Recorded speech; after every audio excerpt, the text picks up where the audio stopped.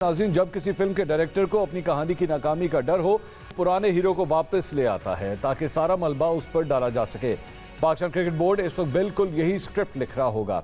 2017 में मिसबाह उल हक के जाने के बाद से हमारी टेस्ट कप्तानी एक ऐसी म्यूजिकल चेयर बन चुकी है जिसका म्यूजिक बंद ही नहीं हो रहा। मोहम्मद हफीज़, अजहर अली, सरफराज अहमद, मोहम्मद रिजवान, बाबर आजम और शान मसूद समेत 6 कप्तान इन एंड आउट हो चुके हैं। लेकिन सवाल यह है कि क्या अब दोबारा बाबर आजम को हॉट सीट पर बिठाने से हमारी टेस्ट क्रिकेट में बेहतरी आ पाएगी? इसी तसलसल में बोर्ड के फैसलों का तजाद देखिए कि पहले सऊद शकील को नायब कप्तान बनाया गया, फिर सलमान अली आगा को यह आर्म बैंड सौंप दिया गया।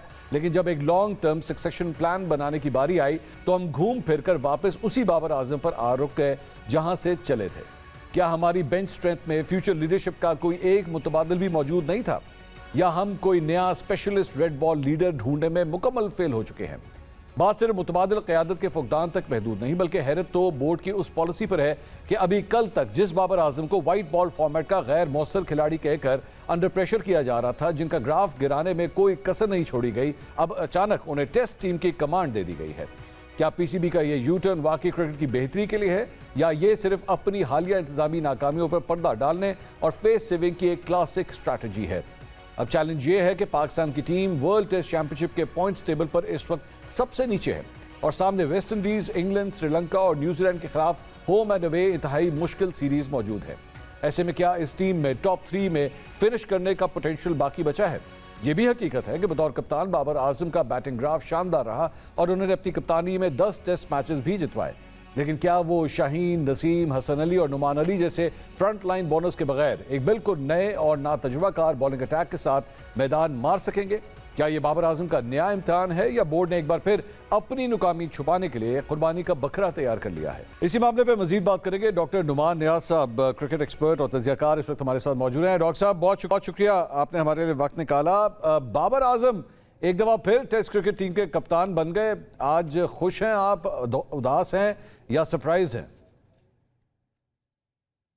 Yeah, I'm absolutely surprised और Mansoor, to be honest, I'm appalled कि हमें समझ नहीं आ रही। बाबर को जब अक्रॉस 3 फॉर्मेट्स पहले भी कप्तान बनाया गया था, उस वक्त वो प्रोलिफिक और टेरिफिक फॉर्म में था और yes he is a generational batsman जो उस वक्त था, लेकिन कप्तान वो कभी भी अच्छा नहीं था।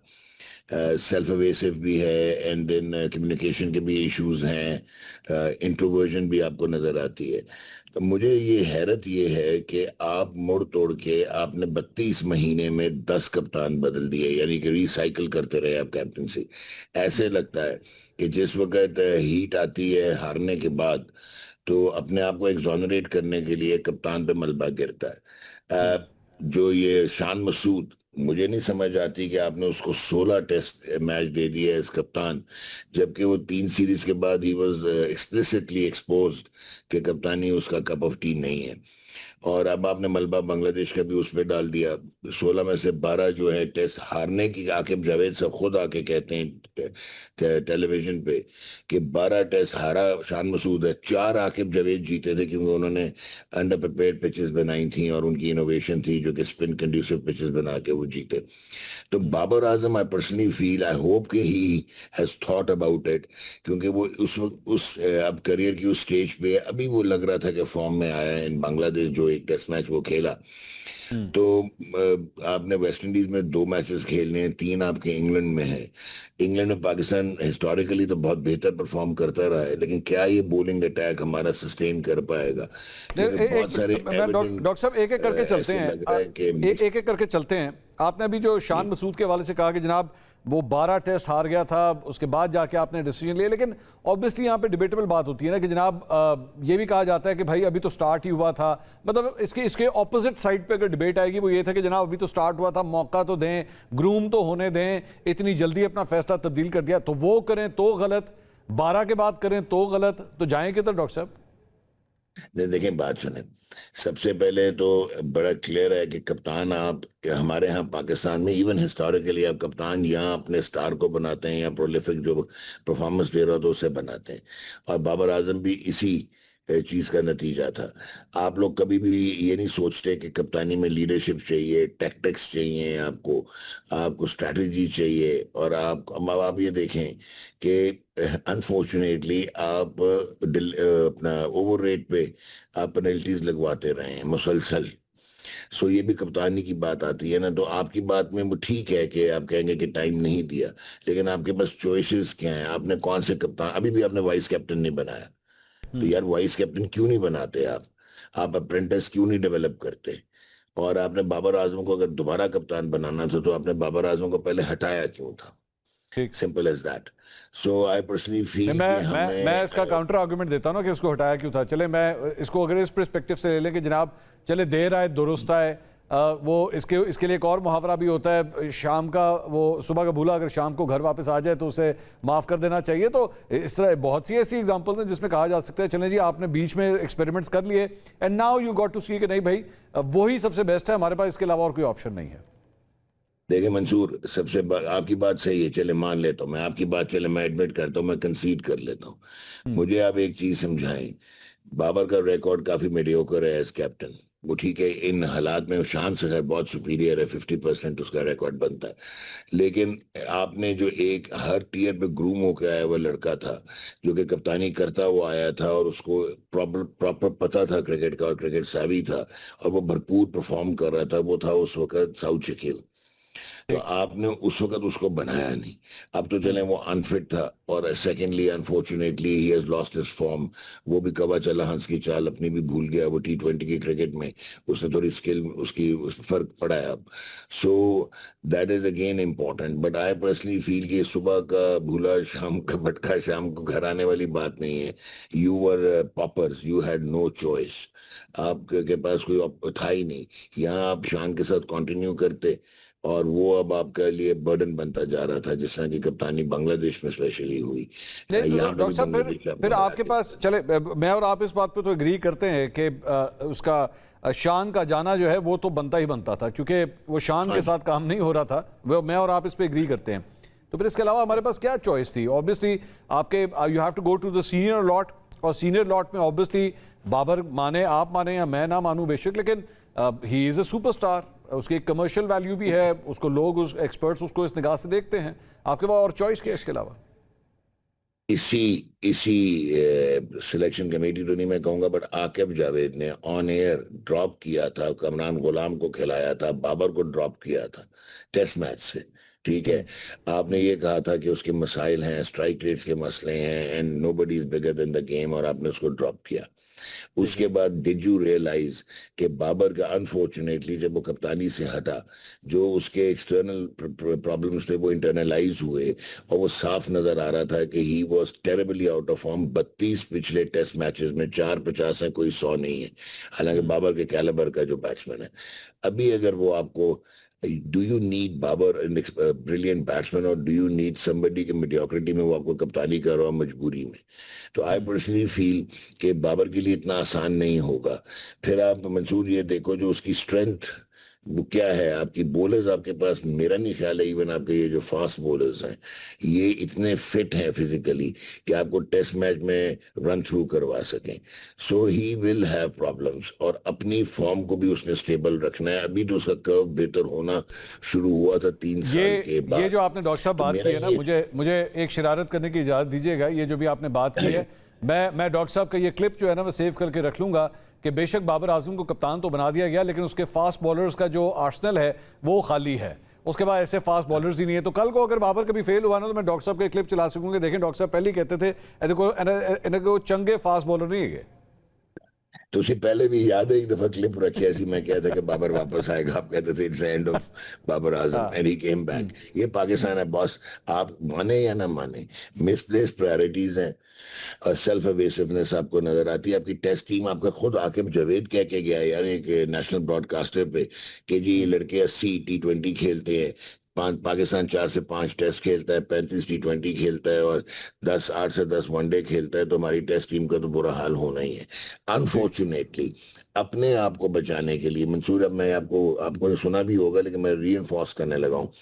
Aqib Juvaid on air said कि जी फास्ट बॉलिंग अब इसलिए नहीं है हमारी कि 20 से 24 कैमरे लग जाते हैं, यानी कि वो रिवर्स स्विंग, उन्होंने खुद बोला कि रिवर्स स्विंग नहीं होती, यानी कि ही वाज इम्प्लाइंग कि हमारे जितने भी ग्रेटेस्ट फास्ट बॉलर्स थे वो बॉल टैंपरिंग करते थे।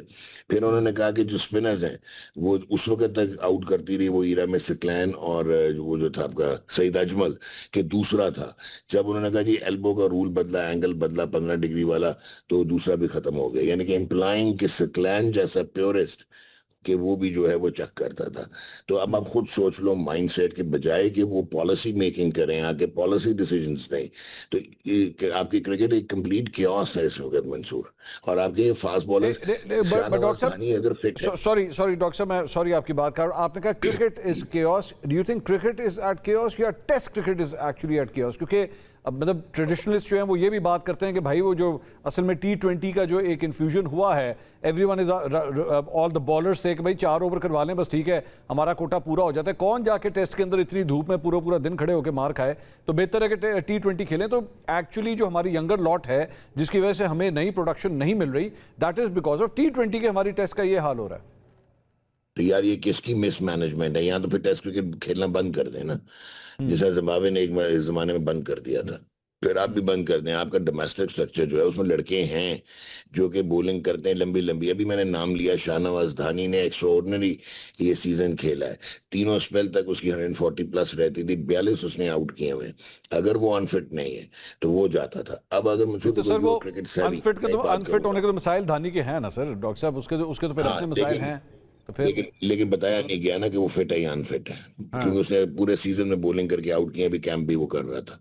सेकेंडली आपका मोहम्मद अब्बास का प्रॉब्लम क्या है?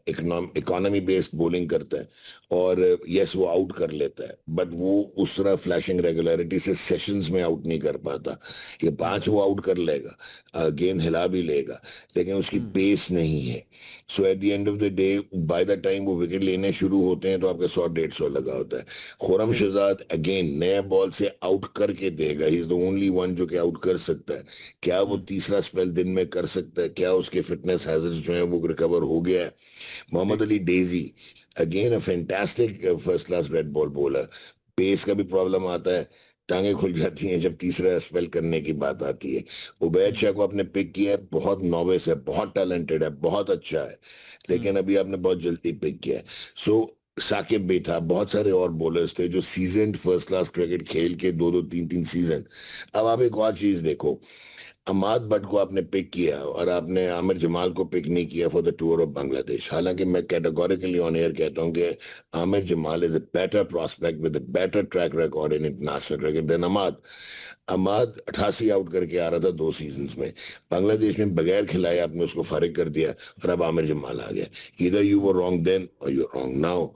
देन आप विकेट कीपिंग में देखें कि नंबर 2 चल रहा था जिसको अपने पाकिस्तान ए की कप्तानी भी करा दी, सारा कर दिया, रोहिल नजीर, लेकिन अब वो नंबर 3 हो गया क्योंकि Ghazi Ghori is a favourite. Ghazi is again a very good option, but आप प्रायोरिटाइज किसको कर रहे हैं? आप करियर को, अच्छा नुमान अली को किस बेसिस पे आपने ड्रॉप कर दिया? अली उस्मान ने आउट किए हुए, आपके पास ऑप्शन था, ठीक है मेरिट पे आ गया, नुमान को हमने ड्रॉप किया। साजिद ने 6 आउट किए हुए इस सीजन में फर्स्ट क्लास क्रिकेट में, कोई 60-70 की उसकी एवरेज है, why is he going then? ठीक। सो बहुत ज्यादा आपको डायकॉटमी नजर आती है मंसूर, क्लैरिटी नजर नहीं आती। और मैं आपकी और बात डॉक्टर साहब 100% एंडोर्स करता जी जी प्लीज प्लीज बात पूरी endorse कीजिए। करता हूं। मैं आपकी बात 100% इंडोर्स करता हूं कि T20 क्रिकेट ने माइलेज खत्म कर दी है।